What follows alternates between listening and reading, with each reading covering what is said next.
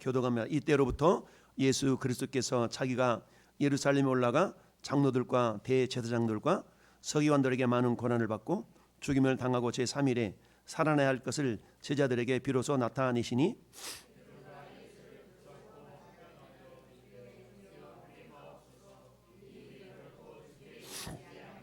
예수께서 돌이키시며 베드로에게 이르시되 사탄아 내뒤로 물러가라. 너는 나를 넘어지게 하는 자로다. 내가 하나님의 일을 생각하지 아니하고 도리어 사람의 일을 생각하는도다 하시고 이에 예수께서 제자들에게 이르시되 누구든지 나를 따라오려거든 자기를 부인하고 자기 십자가를 지고 나를 따를 것이니라. 아멘. 할렐루야. 우리가 지난 몇 년 동안 사실 우리가 사도신경을 여러분들이 개인적인 모임 때는 했을지언정 우리 교회 공동체에서는 사도신경을 하지 않은 그런 시간이 있었습니다. 그 일을 제가 예전에 간략하게 설명했지만 다시 한번 우리 신사도행전 사도신경이라는 제목을 가지고 우리의 신앙 고백이 어떠해야 될 것인가를 한번 이렇게 묵상하면서 여러분 시편 23편 다 외우죠 이제? 여러분들 많이 했기 때문에 사실 시편 23편은 시편 23편 한 편만으로도 많은 신학 박사 학위가 거기에서 나오고 이러거든요. 그 정도까지 귀한 신앙 고백이지만 저도 이게 뭐 퍼펙트하게 완벽하다라고 생각지는 않았어요. 그렇지만 우리가 기존에 했던 사도신경 자체가 비성경적인 부분이 있었기 때문에 제가 그의 마음이 와닿지 않아서 이렇게 사도신경을 고백하지 않았던 그런 몇 년이었습니다. 그런데 한국 사회 전체적인 분위기가 사도신경을 하지 않으면 2단이니 3단이 이런 또 취급받는 그런 사회적인 분위기가 있다 보니까 물론 반드시 그런 건 아니지만 우리 교회가 뭐 2단입니까? 그런 건 아니잖아요. 그렇지만 사도신경을 하지 않는 교회들이 이렇게 좀 이상스럽게 보여지는 그런 모습들은 굳이 우리 교회가 그렇게 겪을 필요가 없다 싶어서 그렇다면 우리가 신앙 고백을 함에 있어서 바르게 신앙 고백을 할 수 있는 그런 것을 한번 이렇게 고민해보자라고 해서 우리 성경책을 보면 새로운 사도신경이 이렇게 앞뒤로 돼 있거든요. 주기도문도 새로운 버전, 그 다음에 사도신경도 새로운 버전이 있는데 새로운 버전하고는 조금 버전에다가 약간 이렇게 좀 수정을 가미를 해서 오늘 우리가 함께 고백해본 그런 사도신경을 했습니다. 그래서 제가 왜 그동안에 하지 않았는가에 대한 몇 가지 근거를 한번 제가 말씀을 드리면서 여러분 여기 성경책 맨 앞에 한번 펴보실까요? 성경책 맨 앞에 펴보시면 사도신경이라고 나와 있죠? 거기 보면 사도신경 위에 거 있고 밑에 거 두 개가 있죠. 우리 기존에 위에 걸로 많이 길들여져 있었는데요. 자, 위에 것으로 우리가 길들여져 있었을 때 왜 우리가 사도신경을 하지 않았는가? 사도신경 그러니까 사도들이 준비된 신앙 고백으로 우리가 알고 있는 사실은 그렇지 않거든요. 이 사도신경이 본격적으로 우리 신앙 고백으로 이루어지게 된 것은 주후 한 500년경에 이렇게 본격적으로 이루어졌는데, 근데 500년이라고 할 때는 우리로 말하면 개신교회가 아니고 로마 캐톨릭 교회, 로마 캐톨릭 처치, 로마 캐톨릭 처치에서 했던 그런 신앙 고백을 우리가 개신교회가 이렇게 1500년도 켈빈에 의해서 종교개혁이 일어나면서 이렇게 루터와 켈빈에 의해서 신앙 종교개혁이 일어나면서 로마 캐톨릭에 사용했던 신앙 고백서 우리가 그대로 이렇게 받아들이는 그런 부분이 있었거든요. 그렇지만 이게 교회에 된 정통이라기보다는 전통이죠. 정통과 전통은 달라요. 그래서 전통이 성경보다 앞설 수 없다. 그래서 오늘 우리가 함께 읽어본 이 본문 보면 예수님이 누구에게 고난당했다고 오늘 성경에 기록되어 있어요? 우리 읽어보다 금방 까먹어요. 그죠? 다시 한번 봐봅시다. 마태복음 오늘 우리가 같이 읽어본 마태복음 16장에 그 앞의 내용은 베드로의 신앙 고백이에요. 이 신앙 고백을 중심으로 해서 사도신경이 어느 정도 만들어졌는데, 이때로부터 한 절만 읽고 21절만 같이 읽어봅시다. 시작. 이때로부터 예수 그리스도께서 자기가 예루살렘 올라가 장로들과 대제사장들과 서기관들에게 많은 고난을 받고 죽임을 당하고 제3일에 살아날 것을 제자들에게 비로소 나타내시니. 그랬죠? 근데 우리 사도신경에는 누구에게 고난받는다고 나와 있어요? 본디오 빌라도에게 고난을 받으사 그랬죠? 사실 본디오 빌라도는 예수님을 풀어주려고 굉장히 노력했던 사람이에요. 그렇지만 결국 군중들이 내놓으시오 하는 바람에 예수님을 내어놓은 그런 어떤 장본인이긴 하지만, 실상 고난은 누구한테 받았냐면 장로들과 대제사장들과 서기관들에게 고난을 받으셨어요. 그러니까 이건 뭘 의미하냐면 당시의 유대인들이 빌라도는 어때? 유대인이 아니잖아요. 그러니까 유대인이 아니기 때문에 자기들이 고난이 예수님을 죽인 그 원흉이 진범이 자기들임에도 불구하고 우리가 예수님을 죽이지 않았다라는 면피용으로 결국은 이 내용이 본디오 빌라도에게 죄를 덤탱이 씌운 것이 일종의 그런 의미가 담겨져 있어요. 그런 부분이 이제 본디오 빌라도에게 고난을 받으사라는 그런 신앙 고백의 내용이 달려 있는 거죠. 우리는 그냥 주리주리 주문해 오듯이 막 하는데 그런 의미가 아니라, 그러면 처음부터 몇 구절만 한번 제가 우리가 왜 이 구절이 좀 합당하지 않은지를 한번 설명해 볼게요. 첫째 단락이 뭡니까? 전능하사 천지를 만드신 하나님 아버지를 내가 믿사오니 그랬죠? 여기서 우리가 좀 조심해야 될 단어가 뭐냐면 만드신이라는 단어입니다. 만들었다는 거 뭐가 틀려요? 맞는 말이잖아요. 근데 여러분, 만들었다는 원어와 창조하셨다는 원어는 달라요. 여러분, 창조라는 건 뭘 창조라고 그러죠? 그렇죠?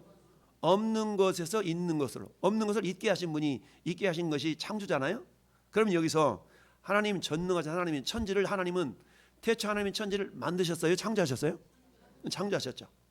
그러니까 하나님의 전능하심은 무에서 유를 이끌어내실 수 있는 그런 전능자시라는 거예요. 그런데 여기는 뭘로 되어 있어요? 만드신이라는 그런 단어는, 만들었다는 얘기는 유에서 유를 새롭게 개조했다, 이런 의미가 담겨져 있거든요. 그건 있는 것에 있는 걸 만든 사람도 할 수 있는 거예요. 그렇기 때문에 정확한 표현은 천지를 뭐하신? 창조하신. 그러니까 새롭게 바뀐 거에는 밑에 보면 나는 전능하신 아버지 하나님 천지에 누구를 믿습니다? 그렇죠. 이렇게 이제 바뀐 거예요. 그래서 이게 바르게 변경이 되었다는 것을 말씀을 드리고요. 그래서 창조라는 말은 원어가 바라라는 뜻이에요. 바라는 뜻인데 여기서 만들었다라는 말은 아샤라는 뜻이 아샤라는 말은 유에서 유를 이렇게 만들어가는 걸 의미하거든요. 그러니까 하나님의 전능성이 조금 이렇게 좀 낮아지는 듯한 그런 모습이 있는 거예요. 그래서 이런 첫 번째 구절에는 두 번째 구절을 뭐 읽어봅시다. 시작. 그 외아들 우리 주 예수 그리스도를 믿사오니. 여러분, 여기서 문제가 되는 단어는 외아들이라는 단어입니다. 여러분, 자, 아브라함이 이삭을 드렸을 때 외아들을 드렸다고 했죠.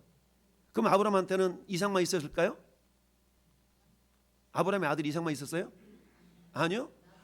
나중에 아브라함은 이스마엘도 아들이고요. 또는 아브라함은 후처 구두라라는 후처를 두고 가지고 자식들이 많아요. 이 외아들이라는 말은 다른 자식들도 있지만 그 가운데 아들, 딸들도 있을 수 있고 이런 의미가 있는 거예요. 그러니까 여기서는 외아들이라는 단어보다는 뭐가 더 맞는 말이냐면 독생자가 맞는 말. 독생자. 그래서 우리 오늘 우리 주보를 이렇게 펼쳐놓고 봐보세요. 새롭게 내가 바뀐 내용은 이걸 갖다 유일하신 아들로 표현했지만 이거는 영어로 말하면 one and only son이거든요. one and only. 그러니까 하나이시면서 그게 유일한 거예요. 다른 아들이 없는 거예요. 이걸 우리말로 표현하면 독생자가 되는 겁니다. 독생자. 근데 외아들이라고 고백하는 것 속에서는 아까 말씀드린 것처럼 딸들도 있을 수가 있고 다른 자식도 있을 수가 있고 이런 개념이 있는 거예요. 그렇기 때문에 이 부분이 우리의 신앙 고백으로 하기는 약간 좀 그런 어떤 부담스러운 부분이 있었다는 것을 말씀드리고요. 세 번째, 이는 성령으로 잉태하사 동정녀 마리아에게 낳으시고, 여기까지 맞아요. 그 다음에 본디오 빌라도에게 고난을 받아. 이 부분도 아까 말씀드렸던 우리 읽어본 성경에 보니까 고난은 실제적으로 본디오 빌라도에게 고난을 받은 것이 아니라 제사장과 서기관과 장로들에게 받았어요. 이 말은 오늘날로 말하면 예수님이 고난은 누구 때문에 받은 건? 나 때문에 받은 거라는 얘기죠. 할렐루야. 예수님은 내 죄 때문에 고난을 받으신 거예요. 근데 빌라도 그러면 나는 면피가 되는 거예요. 나는 나하고는 상관이 없는 것처럼 이렇게 여겨지는 그런 마음이 들 수가 있어요. 그런데 오늘 장로들과 서기관들과 제사장들, 그러면 유대인들이 본인이거든. 그러니까 본인들이 해서 이렇게 고백이 우리 때문이구나, 나는 것에 의한 고백이 돼야 되는데 그게 아니고 빌라도야, 그러면 어때? 나는 아니라는 얘기지. 이런 개념이 좀 담겨져 있기 때문에 이 부분도 조금 약간 수정이 필요했었고요. 그 다음에 십자가에 못 박혀 죽으시고 장사한 지 사흘 만에, 그렇죠? 원래 사도신경에는 죽으시고 지하에 지옥의 음부에 내려가셨다는 단어가 있어요. 근데 이 구절을 쏙 뺐잖아요. 음부에 내려가셨다는 구절인데 우리는 그거 했잖아. 어떻게 예수님이 음부에 내려가? 이렇게 생각하잖아요. 그러니까 그런 구절이 빠져 있고요. 원어에는. 그다음에 장사한 지 사흘 만에 죽은 자 가운데서 다시 살아나시며 하늘의 우사 전능하신 하나님 우편에 뭐하다가 앉아 계시다. 앉아 계신다라는 의미는 아무것도 안 하고 그냥 계신 것처럼 그런 의미가 있어요. 근데 주님은 요한복음 15장 1절에 뭐예요? 하나님은 일하시는 분이라고 그랬잖아요. 그러니까 예수님은 지금도 일하고 계셔요. 우리가 그냥 일하고 계시잖아요.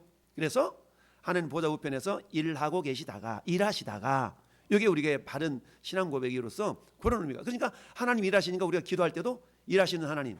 예레미야 33장 2절에 뭐라고 그래요? 일을 행하시는 여호와 그걸 지어 성취하는 여호와가 이같이 이르시도다. 하나님 지금도 일하시거든요. 우리의 기도하면 그 기도거리를 가지고 일하시는 하나님이셔요. 그러니까 이 부분에 있어서 그런 의미가 있다. 그래서 하나님 우편에 앉아 계시다가 아니라 하나님 우편에서 일하시다가 라는 그런 믿음으로 이렇게 우리가 바꿔놨고요. 그 다음에 저리로서, 그러니까 저리로서란 말이 이해가 잘 안 돼요. 저리로서가 무슨 뜻이야? 그래서 거기로부터, 그곳으로부터, 거기로부터라는 게 정확한 표현이죠. 그래서 밑에 새롭게 개정된 사도신경에서 밑에 보니까 거기로부터라고 이렇게 돼 있죠. 여기 바른 거예요. 그 다음에 거기로부터 산자와 죽은 자를 심판하러 오시라. 그 다음에 성령을 믿사오며 그랬죠. 여러분 성령은 믿음의 대상이 아니에요. 성령은 믿음의 대상이 아니라 모셔드리는 대상이에요. 그리고 성령님은 우리 안에 오셔서 뭐 하시냐면 일하시는 분이에요. 내주하시고 역사하시는 하나님이 성령님이셔요. 그러니까 우리가 성령을 믿사오며라는 것은 성령님이 내 안에 계심을 믿는 거고 내 안에 계셔서 그분이 일하심을 믿는 거예요. 할렐루야. 그러니까 성령을 믿사오며라는 그런 용어보다는 성령님이 내주하시며 역사하심을 믿사오며, 이게 더 정확한 우리 신앙 고백이 될 수가 있는 거예요. 아, 성령은 지금도 일하시는구나. 성령 뭘 믿는다는 얘기야. 아, 그런 고백으로 드리는 것이 더 정확한 고백일 수가 있는 거고요. 그 다음에 거룩한 공회와, 이 단어도 역시 거룩한 공회. 여러분 공회라는 것은 부정적인 이미지예요. 예수님이 잡혀간 곳이 공회로 잡혀간 거거든요. 예수님이 잡혀간 곳이 공회야, 공회. 그 공회에 잡혀가가지고 재판받아 돌아가신 거거든요. 이 공회라는 말은 부정적인 개념이 있는데, 우리 부정적인 개념이 있는 그 공회를 믿는다는 얘기인데, 실질적으로는 이게 원래 캐톨릭에서 사용되는 그런 용어로는, 영어로 말하면 The Catholic Church예요. 근데 캐톨릭 처치가, 캐톨릭이라는 말이 소문자로 쓰면 보편적인 이런 뜻이 있는데, 대문자로 쓰면은 이게 우리로 말하면 성당이죠. 성당만의 교회. 그러니까 지금도 캐톨릭에서는 자기 캐톨릭 교회만이 교회로 인정하지 우리 개신교 교회를 교회로 인정하지 않아요. 그러니까 우리는 그 거룩한 공회를 믿는다고 그랬는데, 거룩한 공회를 믿는다는 얘기는 정확하게 표현하면 캐톨릭 교회를 믿는다는 그런 신앙 고백이 되었던 내용이에요. 이게 원래는 대문자로 더 캐톨릭 처치가 됐거든요. 대문자는 말은 고유명사니까 이건 성당을 믿는다는 얘기, 성당을. 그런 의미가 담겨져 있어요. 근데 그래서 이 부분을 밑에 거룩한 공교회로 바꿔졌긴 했지만, 이것을 우리는 신앙 고백에서 제가 뭐라 했냐면 거룩한 그 다음에 성령이 있다면, 자, 그 다음에 우리는 뭘 하나 더 집어넣냐면, 여러분 성부 하나님, 성자 하나님, 성령 하나님, 그 다음에 중요한 것이 성경이거든요. 우리 사도신경서에는 성경에 대한 고백이 없어요. 왜 캐톨릭 처치에 있어서 사도신경에 성경에 대한 고백이 없는지 아세요? 캐톨릭은 성경을 가감을 했거든. 스스로가 성경을 가감했기 때문에 성경에 대한 신앙 고백이 없는 거예요. 그리고 이들은 외경 11권인가 외경을 집어넣었잖아요. 그렇기 때문에 성경에 대해서 어떤 신앙 고백의 부분을 뺀 겁니다. 집어넣지 않은 거예요. 그런데 우리는 어때요? 성경이 정확무한 하나님의 말씀을 믿지 않습니까? 여기에 대한 신앙 고백이 우리에게 필요한 거예요. 그래서 오늘 우리 같이 고백한 그 내용 속에는 우리 주보에다가 그렇게 적어놨죠. 성경만이 정확무한 하나님의 말씀임을 뭐하며? 믿으며. 그렇죠? 그 다음에 거룩한 공회가 아니라 거룩한 교회와, 거룩한 교회. 우리 교회 자체는 세상과 구별된 공동체이기 때문에 거룩한 거예요. 할렐루야. 거룩한 교회와, 그 다음에 성도가 서로 교통하는 것과, 성도가 서로 교통한다, 이 내용조차도, 교통이라는 말 자체는 이건 원래 어떤 의미겠냐면, 캐톨릭은요 죽은 성인들에게도 기도를 해요. 우리는 예수 이름으로 기도하잖아요. 근데 캐톨릭은 성인들의 이름으로 기도하고 성인들과 교통이 된다고 믿었어요. 그러니까 캐톨릭은 죽은 자들과 소통이 이루어진다고 믿었던 겁니다. 그래서 여기서 성도라는 말은 우리가 말하는 성도, 김아무개 성도님, 이런 성도를 의미하는 게 아니에요. 여기 성도는 영어로 말하면 saint거든. saint, S-I-N-T-S. 그때 S자가 대문자예요. 여러분, S자가 대문자라는 얘기는 뭐냐면 캐톨릭에서 추앙하는, 숭배하는 성인들을 말하는 겁니다. 성인들. 그러니까 죽어서 성인이 된 그들과 교통을 이룬다라는 그런 의미로 로마 캐톨릭은 지금도 신앙을 고백을 해요. 근데 우리는 그걸 따다가 이렇게 하다 보니까 우리도 모르는 가운데 죽어 있는 사람들과 우리는 교통하는 그런 곳으로 고백할 수 있는 그런 위험성이 있었던 거죠. 그래서 지금은 이제 바꿔가지고 이게 대문자가 아니라 소문자로 성도는 서로 교통하는 거, 교통이라기보다도 더 바람직한 건 친교가 맞는 거예요. 친교. 서로 친교하는 것과 그 다음에는 그래서 교통이라는 말과 그 다음에 죄를 사하여 주시는 것과 죄를 사하여 주시는 것도 마찬가지죠. 사하여 준다는 말은 죄가 용서하신 것과 죄를 용서해 주신 것. 죄를 누가 용서해 줘요? 예수님이 용서해 주잖아요. 할렐루야. 우리를. 그래서 죄 용서하신 것과 그 다음에 몸이 다시 사는 것과 몸이 다시 사는데 어떻게 살아요? 예수님처럼 몸이 다시 사는 것과 예수님처럼이라는 단어를 하나 첨부시켰고요. 그 다음에 영원히 사는 것을 믿습니다. 근데 어디서 영원히 살아요? 천국에서 영원히 살아야 되죠. 여러분 지옥에서도 영원히 삽니다. 우리는 어디서 영원히 살아야 돼요? 천국에서. 그래서 천국에서 영원히 사는 것을 믿습니다 라고 이렇게 집어넣습니다. 자, 그러면서 우리 주보를 한번 봐보세요. 우리 주보에 있는, 그래서 새롭게 바뀌어진 사도신경보다는 우리가 고백하고 있는 그 주보에 있는 사도신경이 훨씬 더 성경적이고 또 우리 믿음의 고백에 근거가 될 수 있는 그런 내용입니다. 여러분들이 어디 가서 사도신경 합시다 그러면 개정된 걸로 하긴 하지만 여러분들이 할 수 있지만 이런 의미를 여러분 이해를 하시고 우리 교회 예배 가운데서는 우리 주보에 나와 있는 요것으로 우리가 신앙 고백을 하는 것이 훨씬 더 성경적이다라는 것을 기억을 하시고 한번 같이 봅시다. 우리 주보 한번 봐보세요. 첫 번째, 전능하사 천지를 뭐 하신? 그렇죠. 근데 하나님은 어떤 하나님이에요? 삼위일체 하나님. 성부, 성자, 성령. 천지를 창조하실 때 아버지만 창조하신 게 아니잖아요. 성부, 성자, 성령님 삼위일체 하나님이 함께 창조하셨거든요. 그 삼위일체 하나님을 믿으며, 두 번째, 그의 외아들이 아니고 뭐라고요? 독생자 예수 그리스도를 믿사오니 이는 성령으로 잉태하사 동정녀 마리아가 나셨거든요. 맞죠? 그 다음에 아버지 하나님의 뜻으로 나의 죄 때문에 고난을 받아. 실제로 장로와 제사장들과 그 사람들, 서기관들은 우리하고는 무관하잖아요. 그럼 지금의 우리 신앙 고백은 어떠해야 되는가? 예수님이 죽으심이 내 죄 때문이구나 라는 그런 고백이 있어야 돼요.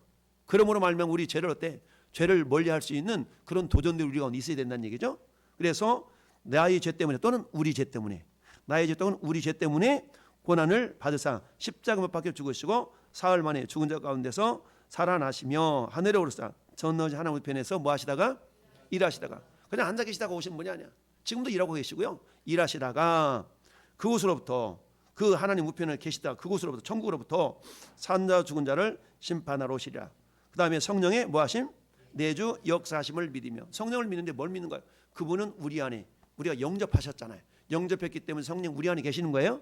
그 성령님 내주 일하심, 성령님 역사하심을 믿는 겁니다. 할렐루야. 역사하심을 믿으며 성경만이, 요 성경에 대한 신앙 고백이 캐톨릭에서는 없고 우리도 없어요. 여기도. 그렇지만 여러분 우리의 신앙의 교본이, 신앙의 그 텍스트가 성경인데 성경에 대한 신앙 고백이 없다는 것은 말이 안 돼요. 그래서 성경에 대해서 한번 집어넣었어요. 그래서 성경만이 정확무한 하나님 말씀임을 믿으며. 할렐루야. 그래서 이것은 우리가 직분자를 임명하고 이렇게 할 때도 반드시 성경에 대한 신앙 고백을 묻거든요. 이런 부분이 있어야 되고요. 거룩한 교회와 성도가 서로 뭐 하는 것과 친교하는 것과 우리 죽은 자들하고 소통하는 게 아니에요.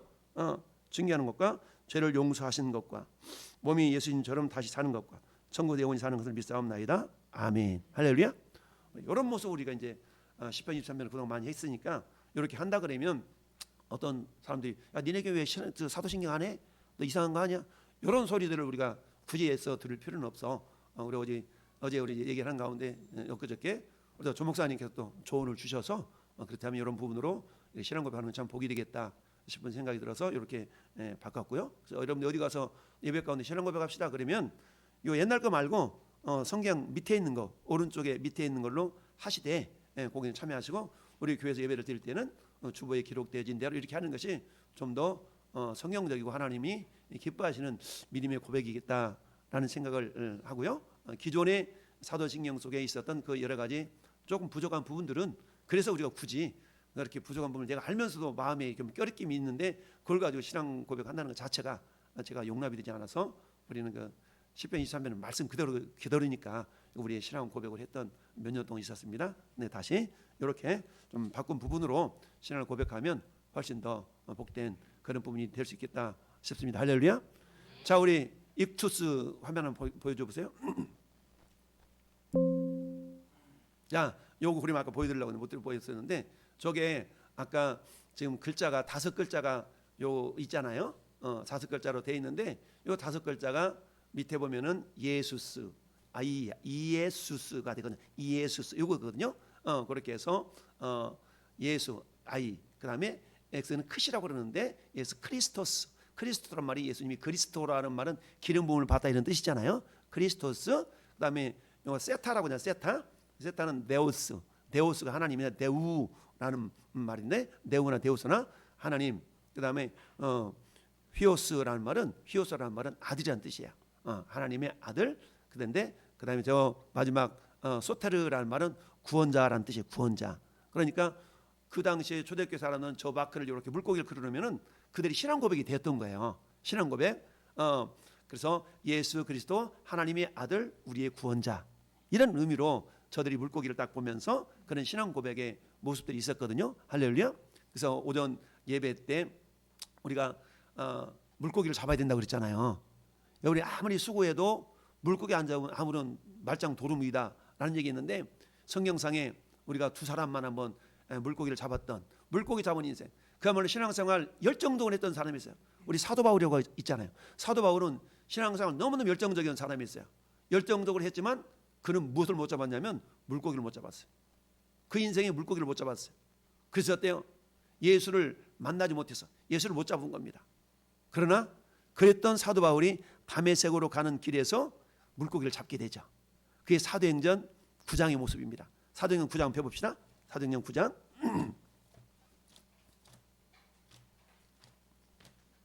사도행전 9장에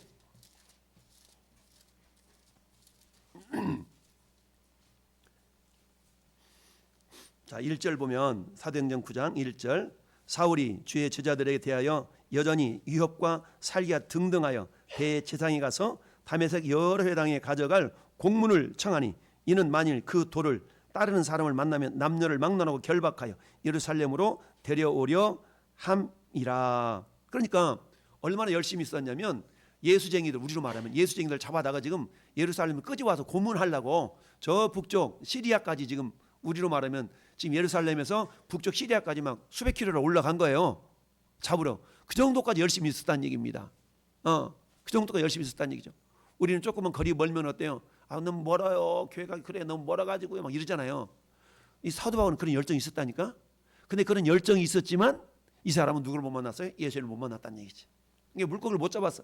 베드로가 밤새도록 물길질을 했지만 물고기 못 잡은 거 똑같다는 얘기죠. 그랬던 이 사도 바울, 그 당시 사울이라고 그랬죠. 이 사울에게 예수님이 나타나신 거잖아요. 그래서 뭐라고 얘기하냐면, 자, 3절 같이 읽어볼까요? 사울이 길을 가다가 다메섹에 가까이 이르더니 호련히 하늘로부터 빛이 그를 둘러 비치는지라 땅에 엎드러져 들음에 소리가 있어 이르되, 사울아 사울아 네가 어찌하여 나를 박해하느냐 하시거늘 대답하시되, 주여 누시니까 이르시되, 나는 네가 박해하는 누구다? 예수다. 사도 바울 생각에는 예수님이 죽고 없거든요. 사라진 존재인데, 아니 이분이 살아났단 말이야? 부활하신 예수님을 만난 거예요, 사도 바울이. 그러니까 어때? 야, 자기가 가졌던, 기존에 가졌던 예수님에 대한 생각이 틀렸다는 것을 깨달아진 겁니다. 그래서 어때요? 비로소 뭐 한 거예요? 물고기를 잡은 거예요. 익두스를 잡은 거예요. 익두스. 익두스. 예수 그리스도, 하나님 아들 예수, 나의 구원자가 되셨구나. 이분이 나의 구원자시구나라는 걸 비로소 발견해냅니다. 할렐루야. 그러면서 이 사도 바울이 결국 로마까지 가가지고 목이 잘려가지고 목이 통통통 목이 잘려서 순교했는데, 목이 3번 통통통 튀었대요. 근데 튄 곳마다 샘이 솟았다는 전설이 있어요. 샘이 솟았다는 전설이 있어. 그곳에 예배당을 지어놨는데 그 교회 이름이, 예배당 이름이 새분수교회야. 새분수교회. 새분수교회. 퐁퐁퐁 목이 이렇게 떨 잘려가지고 순교 당했는데 순교 현장에 이게 3번 튀긴 그곳에 샘이 솟았다고 그래가지고 새분수교회라는 예배당이 있어요. 그런 어떤 저기가 있는데, 이처럼 사도 바울이 누구를 만났다고요? 물고기 잡았다는 얘기죠. 익두스. 베드로가 여러분 물리적인 물고기 잡은 게 아니고 가히 심령이 깊숙이 만나지 못했던 예수를 만났다는 얘기입니다. 할렐루야. 저와 여러분들 예수님을 날마다 만나야 된다는 얘기예요. 날마다 이 예수님이 저와 여러분의 구주로 만나 믿기를 바랍니다. 두 번째 사람이 있는데 이 두 번째 사람은 요한복음 4장에 나타나요. 요한복음 4장으로 넘어가 봅시다. 요한복음 4장에 보니까 두 번째 그야말로 물고기 잡은 사람이 있어요. 요한복음 4장. 요한복음 4장은 사마리아 여인에 대한 이야기예요. 우물가의 여인처럼 난 구했네 헛되고 헛된 것들을. 이게 요한복음 4장의 배경이거든요. 자, 여기 보니까 수가라는 동네에 이르니 5절 보세요. 5절. 사마리아에 있는 수가라는 동네에 이르니 야곱이 그 아들 요셉에게 준 땅이 가깝고 또 거기 야곱의 우물이 있더라. 예수께서 길 가시다 피곤하여 우물 곁에서 그대로 앉으시니 때가 6시쯤 되었더라. 6시는요 우리 시간으로 12시 말하는 거예요. 12시. 한낮이었다는 얘기죠. 그랬더니 사마리아 여자 한 사람이 물을 기르러 온 거예요. 물 기르러 왔어. 한낮에. 그러자 예수님이 뭐라 나 물 좀 주라 라고 그랬어. 그랬더니 우리 사람 보면 그잖아. 당신 경상도인데? 당신 전라도인데? 보면 말투 보면 알잖아요. 당신 전라도구만 이러잖아요. 그런 것을 예수님 말투 들어보니까 이 사람이 예수님이 누구라고요? 당신 유대인인데 사마리아는 나한테 왜 물 달라고 그러니까 시비를 거는 거야. 지금 이렇게 좀 이렇게. 그랬더니 예수님이 10절에 예수께 대답하여 이르시되 네가 만일 하나님의 선물과 또 네게 물을 좀 달라냐 누군지 알았으면 네가 그에게 주었을 것이요 그가 생수를 네게 주었으리라. 너 그 사람 물 주면 그분이 너한테 생수 줬을 텐데 이렇게 얘기하는 거예요. 그랬더니 여자가 그런 거야. 이 물은 너무너무 깊고 우리 조상들이 이 물에서 물을 떠먹었는데 어디서 생수를 얻는데요? 이렇게 물어보는 거예요. 그러자 예수님이 뭐라고 말씀하시냐면 13절 읽어봅시다. 13절 예수께 대답해 이르시되 이 물을 마시는 자마다 다시 목마르리니와 14절 내가 주는 물을 마시는 자는 영원히 목마르지 아니하리니 내가 주는 물을 그 속에서 영생하도록 사는 샘물이 되리라. 할렐루야. 그랬더니 뭐라고 해요? 그래요? 그럼 그 물 저 좀 주세요. 따라합시다. 그 물 저 좀 주세요. 이렇게 이 여인이 얘기를 했어요. 그럼 예수님이 곧바로 알아서 줄게. 이런 물만 좋아요. 보러 곧바로 주지 않냐고? 네가 누군지 아냐? 우리 오늘 주보에 있잖아. 너 누군지 아냐? 너 자신 알라? 너의 주인이 누구냐? 네가 누군지 알아라는 얘기죠. 너 누군지 알아? 네가 누군지 알아야 돼. 주님이 지금 이 여인에게 너 누군지 알아야 돼 라고 질문하시는 거야. 네 남편 좀 데려봐. 이런 거죠. 남편이요? 없어요. 그치. 너가 남편이 5이나 있었지만 지금 데리고 있는 남편은 네 남편 아니지? 깜짝 놀란 거야. 아니 이걸 어떻게 알지? 누가 꼬질렀나? 처음 보는데? 그러면서 그때 비로소 뭐라고 얘기한 거예요? 여러분 자 19절 자 보세요. 19절 시작. 여자가 이르되 주여 내가 보니 선지자로소이다. 아멘. 베드로가 목수의 아들에서 주님으로 바뀌죠? 그럼 이 여인에게는 어떻게 바뀌는 거 볼까요? 이 여인은 9절 보니까 사마리아 여자가 이르되 뭐라고 해요? 당신은 예수님에 대한 칭호가 당신이었어요. 이 당신이 뭘로 바뀌어요? 19절에 선지자면서 주님으로 바뀌어요. 주님으로 바뀌잖아요. 우리도 예수님을 주님으로 바뀌어야 돼. 세상 많은 사람들은 예수님을 그저 위대한 선지자로 알고 있잖아요. 위대한 선지자로만 알고 있잖아요. 근데 아니에요. 그 선지자이신 주님이 나의 주인이 돼야 돼. 할렐루야. 그래서 비로소 이 여인이 내가 누구인가를 깨달아. 자기 자신이 누군가를 깨달아. 그러면서 예수님을 주인으로 모셔드리죠. 그랬을 때에 어떤 현상이 나타나요? 비로소 이 여인이 예수님을 만나죠. 물고기를 잡은 거야. 그럼 물고기를 잡으니까 어떤 현상이 나타나냐? 28절 시작.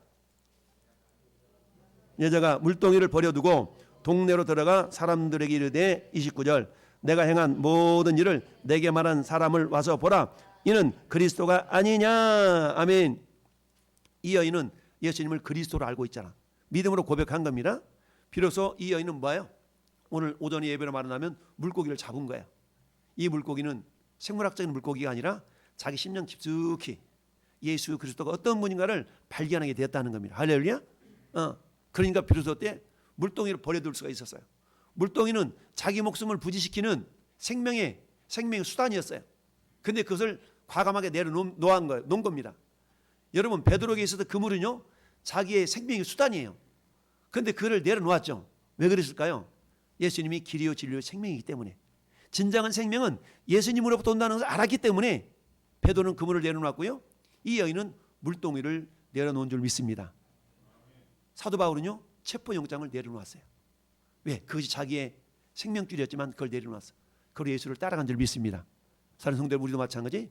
우리 삶의 현장 가운데 이것이 아니면 안 될 것 같아, 내가 이걸 꼭 반드시 해야만 될 것 같아. 아니요. 그걸 내려놓을 때 그때 비로소 주님의 기적의 역사가 우리 삶을 통하여 나타낼 줄로 믿습니다. 그렇습니다. 오늘은 전에 여러분 심령 깊숙이 말씀의 그물을 내려서 익투스 예수 그리스도, 하나님 아들 예수 그리스도, 그분이 나의 구주이심을 날마다 고백하고 경험이 되어질 때에 우리는 주님을 비로소 따라갈 수가 있는 거예요.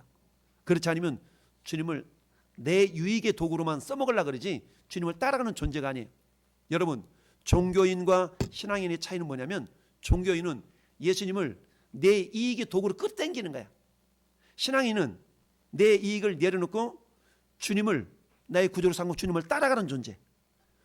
저는 여러분 종교인이어야 되겠습니까? 신앙인이어야 되겠습니까? 신앙인이어야 되죠. 신앙인이 되기 위해서는 베드로가 그물을 내려놓았던 것처럼, 사마리아 우리 이 여인이 물동이를 내려놓은 것처럼, 주님 내 욕심에는 이것이 아니면 안 될 것 같아, 그걸 내려놓아야만이 주님의 역사하심을 경험하게 될 줄로 믿습니다.